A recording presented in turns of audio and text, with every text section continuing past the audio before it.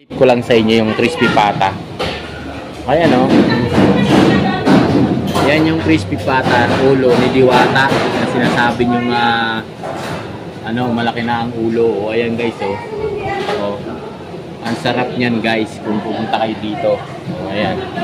Yan pa o. Ayan yung crispy ulo ni Idol Diwata. Kaya lumaki yung ulo niya kasi gusto niyang mapasaya yung mga customer niya.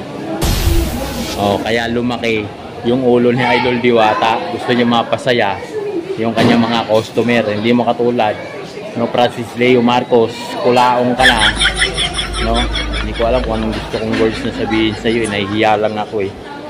Kulaong na lang, kulaong. Hi sir. Ayan. Kulaong. Ayan. Kulaong. Ayan o. O sa'yo, ayusin mo buhay mo. Ayan. Yung mga pera, nabibili yan sa Lazada. Happy. Sa Shopee. Mag-ingat ka, loko. Ayan. Napapaway ka na nang wala sa lugar. Kaya nga po eh. Mighty Manong. Si Mighty Manong. Ano ka ngayon, Francis Leo Marcos? Ayusin mo yung buhay mo.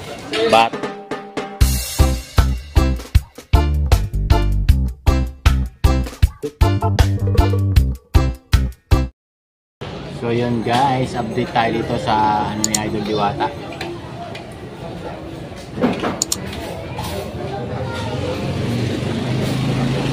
Quezon City. So ayan yung area ni Idol Diwata sa Quezon City guys. Ayan o. Marami nang kumakain dito sa may parisan ni Idol Diwata ngayong araw ng Sunday. Update tayo dito.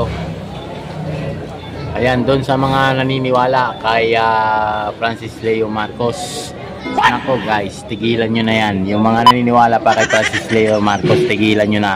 Baka bandang huli mag-iiyakan kayo sa social media. Huwag po kayong maniwala dyan kay Francis Leo Marcos. Yan, marami nang nabudol yan, Diyan sa TikTok, araw-araw kayo naka-live diyan kasama si Francis Leo Marcos. Huwag po kayong maniwala diyan. Ayan, binuking siya nung isang bata doon sa TikTok. Siya daw ay ginagawa niya doon sa live sa TikTok hindi lang natin kung sino yung host noon. Nakalimutan ko na kasi lagi ko napapanood diyan sa TikTok. Si Francis Leo Marcos. Kaya ikaw Francis Leo Marcos, tigilan mo na yung pang-scam mo sa mga kapwa mo tao, sa mga kapwa mo vlogger.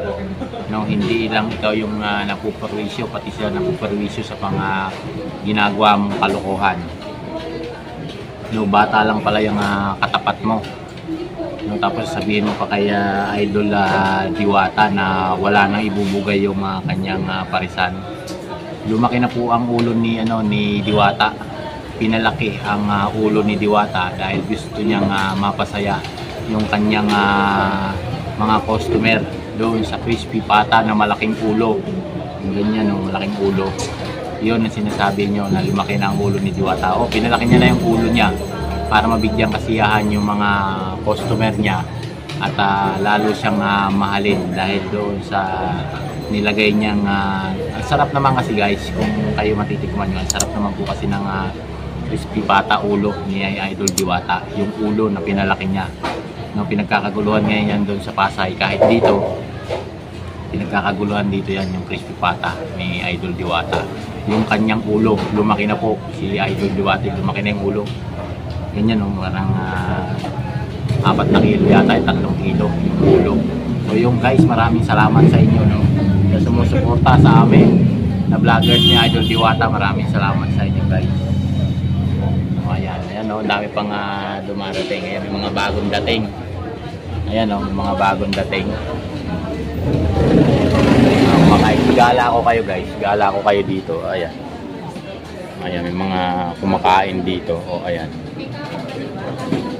Ayan sila ma'am, ang in-order nila Diba? Ayan So guys, maraming salamat sa inyo ha. Maraming salamat. Ito yung pinagmamalaki at sinasabi nilang lumalaki na ang ulo ni Idol Diwata. Crispy pata, papakita ko sa inyo guys.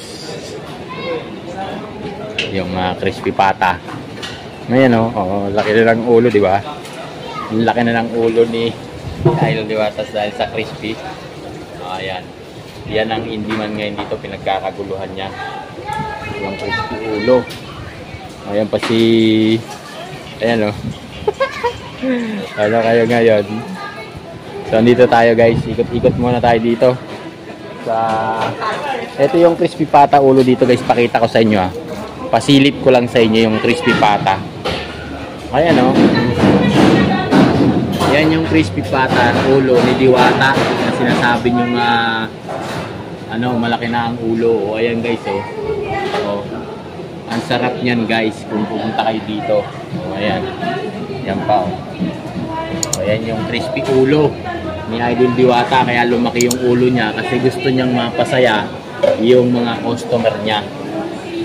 Kaya lumaki yung ulo ni Idol Diwata, gusto niya mapasaya yung kanyang mga customer. Hindi mo katulad Francis Leo Marcos, kulaong ka na, hindi ko alam kung anong gusto kong words na sabihin sa iyo, nahihiya lang ako kulaong na lang, kulaong. Hi sir. Ayan. Kulaong. Ayan. Kulaong. Ayan Ako sa'yo, ayusin mo buhay mo. Ayan. Yung mga pera, nabibili yan sa Lazada. Si Chavi. Mag-ingat ka, loko. Yan.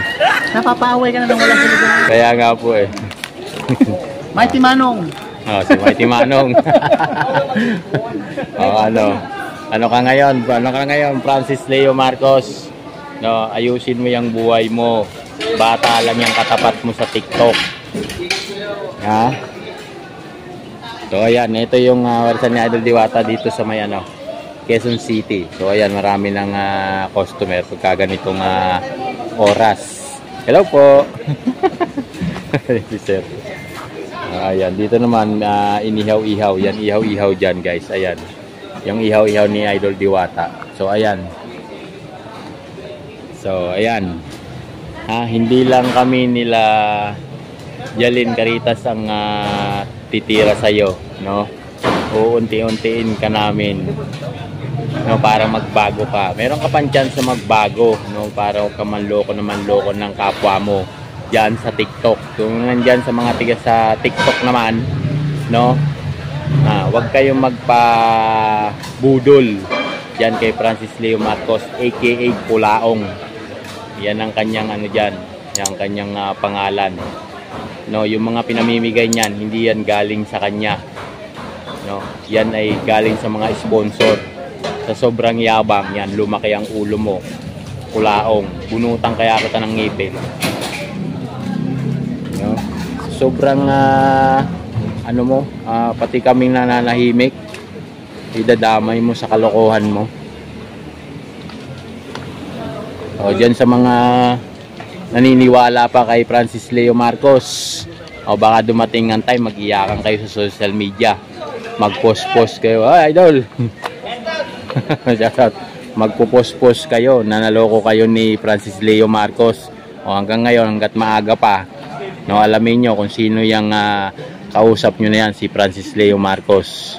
Huwag kayong magpadala sa tamis ng dila nyan. May sa halimaw yan at impacto yan si Francis Leo Marcos. Wala akong pakialam sa iyo, Francis Leo Marcos, kahit magkita tayo. Ayan yung mukha ko, ang linaw-linaw. Yung mga binudol mo na mga tiga US, yung 5 senior citizen na binudol mo, uuwi dito yun sa Pilipinas. Tandaan mo yan para kasuhan ka. Tandaan mo yan. Doon sa mga gusto pang maniwala at idol na idol si Francis Leo Marcos, stop nyo na yan hanggat hindi pa huli ang lahat. Ayan guys, so nandito ako sa Quezon City. Update ng parisan dito ni Idol Diwata. Ayan, diba? Ayan, may mga kumakain doon. Ayan doon. So mas maraming tao ngayon sa Pasay kasi doon sold out na naman yung crispy pata ni Idol Diwata doon. So maraming salamat sa inyo guys. Bye bye.